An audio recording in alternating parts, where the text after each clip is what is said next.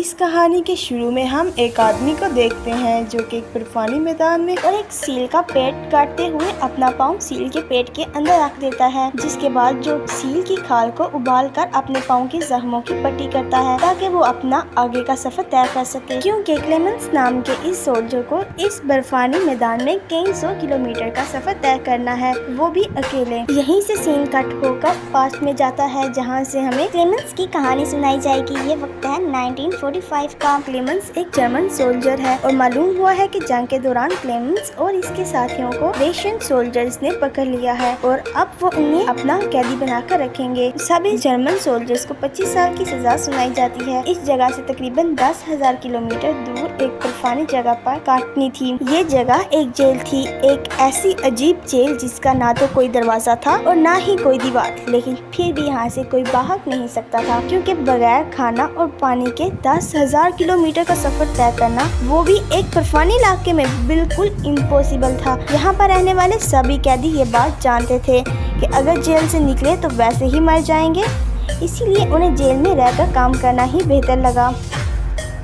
यहाँ पर लेकर जाया जा रहा था अब क्लेम्स के साथ ही बहुत सारे सोल्जर और भी थे। 8,000 मील तक तो एक ट्रेन का सफर करवाया जाता है, जिसके बाद रेलवे लाइन खत्म हो जाती है और उन्हें जेल यानी 2,000 किलोमीटर पैदल सफर तय करना पड़ता है। इतने वक्त में उन्हें एक खाने को भी बहुत कम दिया जा रहा था और ठंड भी बहुत ज्यादा थी। इस पर बर्फानी मैदान में काफी लोग भूख से तो काफी लोग सर्दी से मरते जा रहे थे, लेकिन बाकी कैदियों के पास और कोई रास्ता भी नहीं था चलने के सिवा। करीब 1.5 साल तक चलने के बाद ये लोग अपनी जेल में पहुंच जाते हैं। यहाँ पर माइंस में पहले ही बहुत सारे जर्मन सोल्जर्स काम कर रहे हैं और अगले माइंस और इसके साथ ही वो भी इसी मंदस में काम करने के लिए लग जाते हैं। अब क्लेम्स और इसके साथी को मंदस में काम करने के लिए लगा दिया जाता है। काफी सालों की कड़ी मेहनत और रशियन सोल्जर्स के टॉर्चर के बाद जैसे ही लोग अब यहाँ से भागना भी नहीं चाहते, लेकिन अब यहाँ काम करने वाले क्लेम्स को भी यकीन था एक दिन वो यहाँ से जरूर भाग निकलेगा। इसके पास यहाँ से भागने की वजह इसकी वाइफ और बेटी।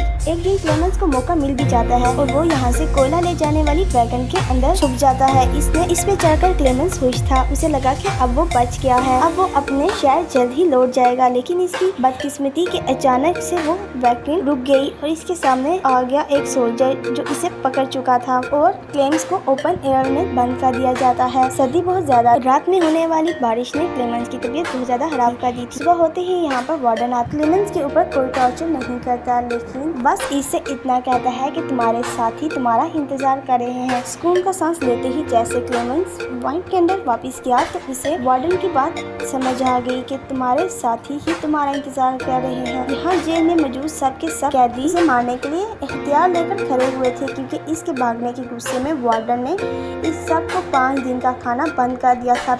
बेचारे क्लेमेंस को न चाहते हुए भी मार खानी पड़ती है, जिससे वो बहुत ज्यादा जख्मी हो जाता है। क्लेमेंस को अब एक डॉक्टर के पास लेकर जाया जाता है और जो क्लेमेंस का इलाज करता है। क्लेमेंस डॉक्टर से रिक्वेस्ट करता है प्लीज माय वाइफ को एक लेटर लिख दो, लेकिन डॉक्टर बताते हैं कि यहाँ से कोई भी लेटर नहीं जा सकता। डॉक्टर क्लेमेंस को बताता है कि इस जेल के चारों तरफ कोयले की कान है, जिसमें से व्हाइट कार्बन निकलता है जो हमारी बॉडी के लिए जहर है, जो जहर आस्ता आस्ता करके यहाँ पर रहने वाले पर एक इंसान को मार डालेगा। डॉक्टर ये हिंट क्लेमेंस को अपनी कहानी सुनाता है और बताता है कि वो भी एक जर्मन सोल्जर था और यहाँ एक कैदी बनकर रह रहा था। इन्होंने अभी यहाँ से भागने की कोशिश की थी, लेकिन अपनी कोशिश में वो नाकाम हो गए। इसके बाद इन्होंने भी अपनी इस लाइफ को एक्सेप्ट कर लिया। दोबारा कई मरतबा इसे ख्याल आया था यहाँ से भागने का, लेकिन जब इसे ये बात मालूम हुई कि इसे कैंसर है तो तब इसे यहाँ से भागने की सारी ख्वाहिश खत्म कर। क्लेम्स के अंदर भागने का जज्बा देखते हुए वो क्लेम्स की मदद को राजी हो जाता है। डॉक्टर क्लेम्स को एक कोट और खाने का कुछ सामान, बंदूक और कुछ गोलियां देता है जो वक्त पड़ने पर इसे काम आ सकती है। डॉक्टर ने इससे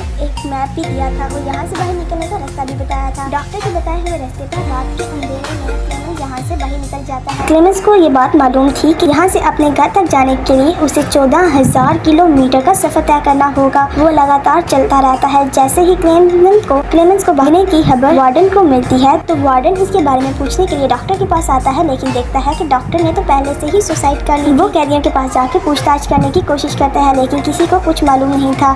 देखते ही देखते 5 दिन गुजर जाते हैं। वार्डन की टीम आसपास के 100 किलोमीटर का सारा इलाका छान मार रही। वहाँ पर क्लेमेंस कहीं नहीं मिला था। 100 किलोमीटर से आगे दूर और इससे आगे एक इंसान के लिए जाना इम्पॉसिबल लग रहा था।